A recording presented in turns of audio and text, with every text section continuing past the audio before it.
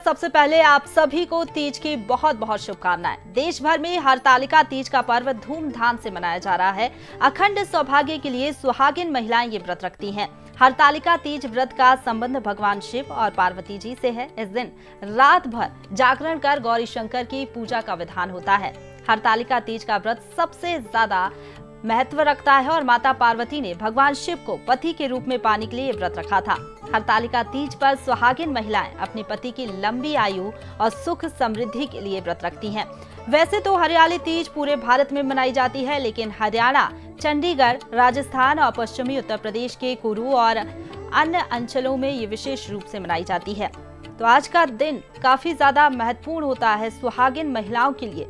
पति की लंबी आयु के लिए व्रत रखती हैं, तो कुंवारी महिलाएं भी व्रत रखती हैं और इस व्रत के जरिए कामना करती हैं कि उनको एक अच्छा पति मिले। हालांकि सुहागिन महिलाओं की बात करें तो अपनी पति की लंबी आयु और सुख समृद्धि के लिए व्रत रखती हैं। साल भर इंतजार किया जाता है इस व्रत के लिए। भूखे प्यासे रहकर आज रात भर जागरण कर गौरी शंकर की पूजा का विधान है और इसी के हिसाब से महिलाएं आज पूजा अर्चना करेंगी, अपना व्रत रखेंगी और व्रत रात भर रखते हुए रात को जागरण कर गौरी शंकर की पूजा अर्चना करेंगी। तो देखिए किस तरीके से आज तीज का पर्व मनाया जा रहा है, लेकिन पूजा विधि क्या है, शुभ मुहूर्त क्या है, इसको जानने की कोशिश करेंगे। हमारे साथ भगवताचार्य प्रियदर्शनी दीक्षित जुड़ चुकी हैं जबलपुर से। सबसे पहले तो प्रियदर्शनी जी, बहुत स्वागत है आपका बंसल न्यूज पर। आपको भी बहुत बहुत शुभकामनाएं। और आज शायद आपका भी व्रत होगा और तमाम सुहागिन महिलाएं आज व्रत रखी हुई हैं अपनी पति की लंबी उम्र के लिए। सबसे पहले आपसे जानना चाहेंगे कि आज दिन की शुरुआत महिलाएं कैसे करें और किन बातों का ध्यान महिलाओं का आज रखना चाहिए। जय श्री राधे। बहुत बहुत आप सभी सुहागिन महिलाओं को और कुंवारी कन्याएं जो विशेष यह व्रत रख सकती हैं, उन सभी को हरतालिका तीज की मैं बहुत बहुत शुभकामनाएं देती हूं। और ये परम सौभाग्य है मेरा कि आज इस विशेष दिन मुझे यह आप सभी को बताते हुए बहुत अच्छा लग रहा है कि हमारे भोलेनाथ ही एक ऐसे देवता हैं जो शीघ्र प्रसन्न हो जाते हैं।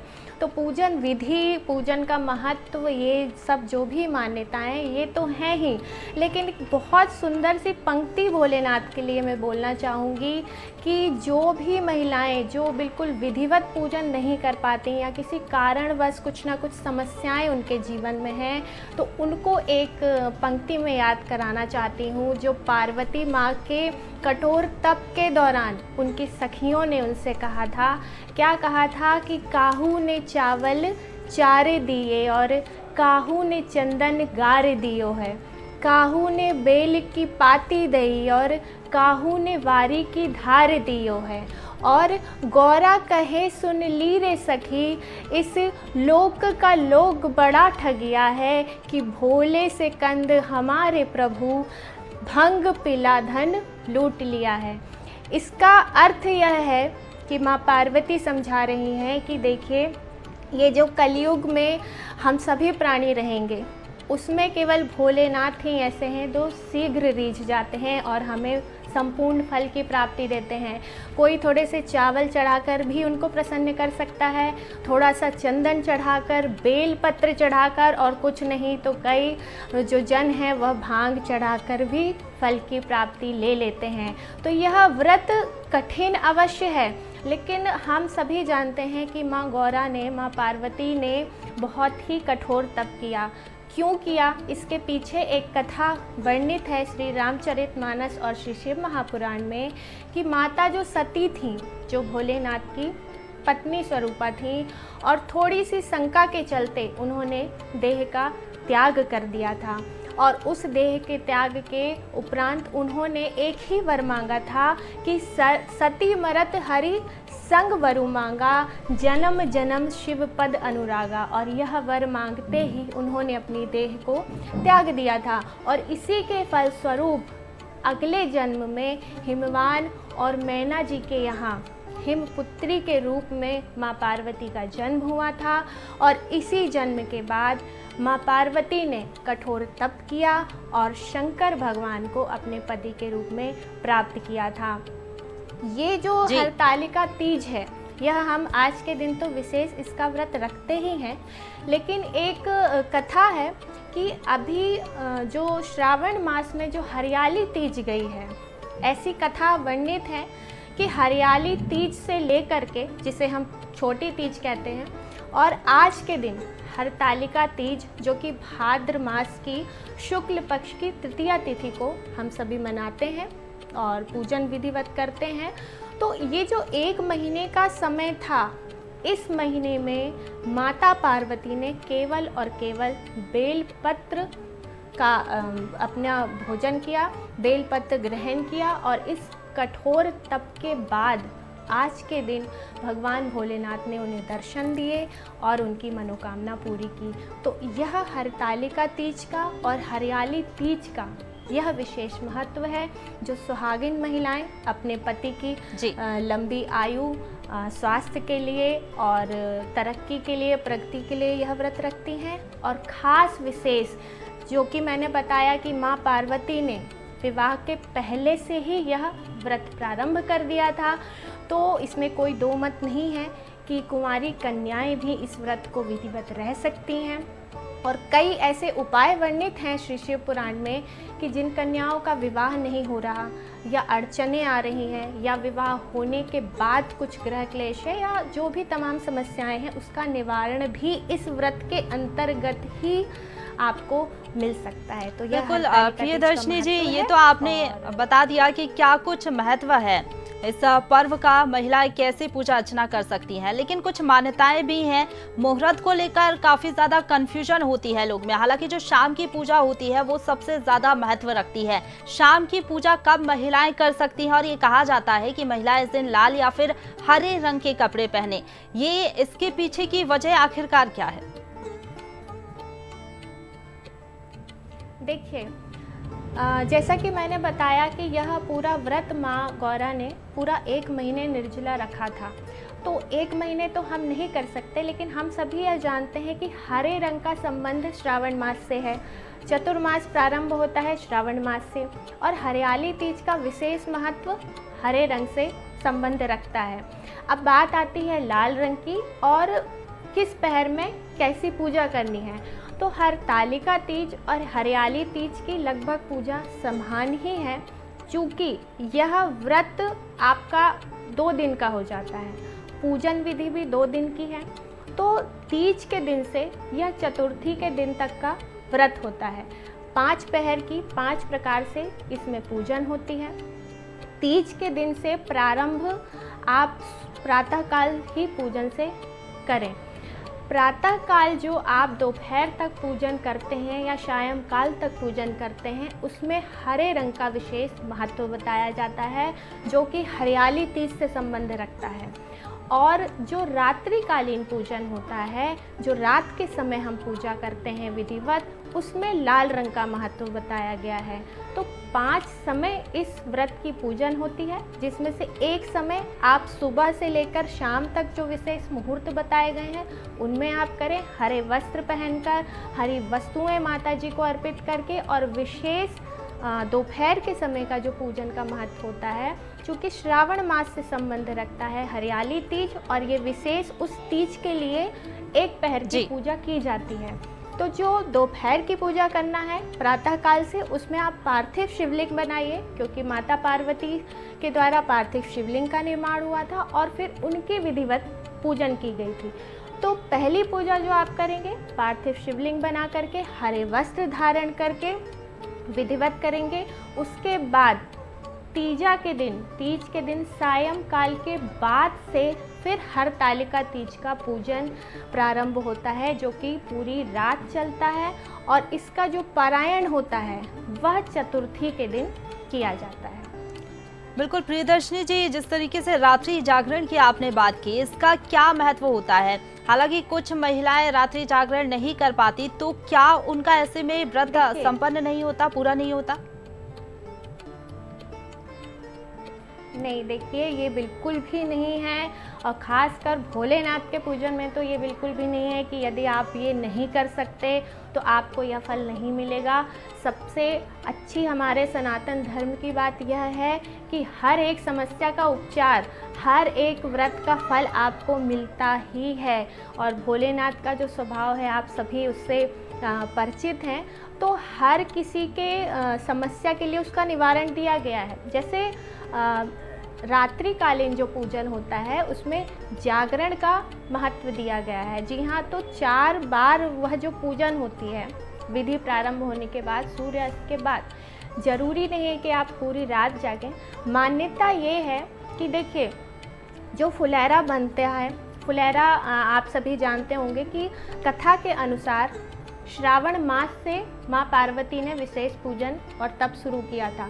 श्रावण मास चूँकि बारिश का समय होता है, तो जो उन्होंने पार्थिव शिवलिंग बनाए थे उसके ऊपर फुलैरा बनाया था। अब उसमें फूल, सभी प्रकार के पत्तियाँ, जड़ी बूटियाँ, इन सभी को मिला करके वह फुलैरा बना था। अब पूजन में भोलेनाथ की स्थापना हुई और पूजन विधि जो बताई जाती हैं, दीपक, धूप दीप, नैवेद्य, सब उनमें पूजन में हम रखते हैं। अब जो अखंड दीप की बात आती है, जब अखंड दीप जलता है तो अपन साधारण पूजा भी करते हैं। जहाँ अखंड दीप जलता है विशेष त्योहारों में, उस स्थान को खाली नहीं छोड़ा जाता और जाहिर सी बात है वहाँ शयन भी नहीं किया जाता। तो यह मान्यता है कि आप पूरी रात जागरण करके ही इस व्रत को पूर्ण करें। और मान्यता ये भी है, विधान ये भी है कि किसी भी व्रत में आपको सोना वर्जित है। उसके भी कई वैदिक नियम हैं, लेकिन जो गर्भवती महिलाएं हैं, जो अस्वस्थ महिलाएं हैं और कन्याएं हैं, उनके लिए थोड़ी भोलेनाथ ने छूट दे करके रखी है। आप उस फुलैरे को, उस पूजन स्थान को खाली नहीं छोड़ेंगे। वहाँ कोई ना कोई जो व्रत धारण किए हुए महिलाएं या कन्याएं हैं वहाँ पर उपस्थित रहें, और जो अस्वस्थ या गर्भवती महिलाएं हैं या कोई समस्या जनित कोई महिला है तो वो वहाँ से हट करके बिल्कुल। प्रियदर्शनी जी, अखंड दीप जलाने की प्रकार की ऐसी विधियां दी गई हैं। अखंड दीप जलाने की बात जो आप कर रही हैं, इसके क्या कुछ फायदे होते हैं? इसके साथ ही आपने कहा कि रात में रात्रि जागरण करना पड़ता है। हालांकि कुछ लोग जो बीमार हैं या फिर अस्वस्थ है वो ऐसा ना करें तो भी लाभ मिलेगा इस व्रत का, लेकिन क्या दिन में महिलाएं सो सकती हैं? क्या इससे ऐसा होता है कि अगर व्रत रखा हुआ है तो दिन में भी वर्जित है सोना? नहीं, ऐसा देखिए, यदि आप पूर्णतः स्वस्थ हैं तो बिल्कुल वर्जित है सोना। आप वैसे विधान यही है किसी भी व्रत का कि आप शयन उसमें दिन के कालीन वर्जित है। क्यों? क्योंकि कुछ विधियां और कुछ वैदिक नियम हैं हमारे वैदिक पद्धति में जो हमें हम फॉलो करें तो ज़्यादा अच्छा है व्रत पूर्ण के लिए। लेकिन जहाँ यदि यह बात आती है कि आप अस्वस्थ हैं या कोई समस्या आपको शारीरिक है कि आप यह नहीं कर सकते, तो बिल्कुल भोलेनाथ उसको क्षमा करेंगे और कोई ऐसी बॉन्डिंग नहीं है, और आप बिल्कुल थोड़ा विश्राम कर सकते हैं। उसके बाद आप शुद्ध होकर के, स्वच्छ होकर के, स्वच्छ वस्त्र धारण करके फिर अपना पूजन आप पूर्ण कर सकते हैं। बिल्कुल। प्रियदर्शनी जी, एक सवाल ये भी रहेगा कि जो सुहागिन महिलाएं रहती हैं और जो कुंवारी युवतियां व्रत रखती हैं, क्या पूजा विधि जो है वो अलग होती है या फिर एक तरीके से ही पूजा की जा सकती है? नहीं, देखिए, कन्याओं के लिए थोड़ी पूजन विधि अलग है और सुहागन महिलाओं के लिए पूजन विधि थोड़ी अलग है। जो प्रातःकालीन से सायं काल तक आप जो पहली पूजा करेंगे तीज की, वह कन्याओं को जो आपको शिवलिंग बनाना है, पार्थिव शिवलिंग बनाना है, उसका पूजन करना है और उन्हीं को आपको खुद को समर्पित कर देना है और अच्छे वर की मांग करके और अपनी मनोकामना करके भगवान भोलेनाथ के समक्ष आपको अपनी मनोकामना रख देनी है। लेकिन यह बात सुहागिन महिलाओं के लिए थोड़ी सी अलग है। सुहागन महिलाएं जो पहली पूजा करेंगी तीज की, उसमें आप पार्थिव शिवलिंग का निर्माण करेंगे, उनका अभिषेक करेंगे, पूजन करेंगे।